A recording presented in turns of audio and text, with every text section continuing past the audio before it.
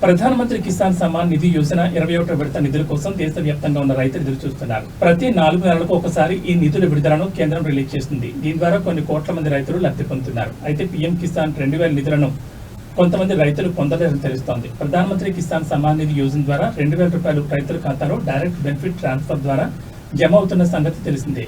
ప్రతి సంవత్సరం 3 విడతల్లో ఈ నిధులను మంజూరు చేస్తారు. అంటే మొత్తంగా 6000 రూపాయలు రైతుల ఖాతాలో జమ అవుతాయి. ఈ క్రమంలోనే ప్రస్తుతం 21వ విడత నిధుల కోసం ఎదురు చూస్తున్నారు. అయితే పంజాబ్, ఉత్తరాఖండ్ అలాగే హిమాచల్ ప్రదేశ్ లో ఉన్న రైతులకు ఈ నిధులను ముందుగానే రిలీజ్ చేస్తారు. వీరంతా ఇటీవల వచ్చిన భారీ వరదల కారణంగా నష్టపోయిన రైతులు. మిగతా వారికి ఈ దీపావళికి నిధులను మంజూరు చేస్తామని కేంద్రం ప్రకటించింది. కానీ ఈ ప్రక్రియ మరింత ఆలస్యం అయ్యే ఛాన్స్ ఉందని తెలుస్తోంది. ఇదిలా ఉండగా ఈ కేవైసీ పూర్తి కాని రైతులకు పీఎం కిసాన్ నిధులు జమ కావు.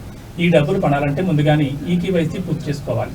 ఆధార్ కార్డుతో బ్యాంక్ ఖాతా లింక్ అయి ఉండాలి. అప్పుడే డైరెక్ట్ బెనిఫిట్ ట్రాన్స్ఫర్ ద్వారా నిధులు క్రెడిట్ అవుతాయి. అదేవిధంగా భూరి కార్డు కూడా సరిగ్గా ఉండేలా చూసుకోవాల్సి ఉంటుంది.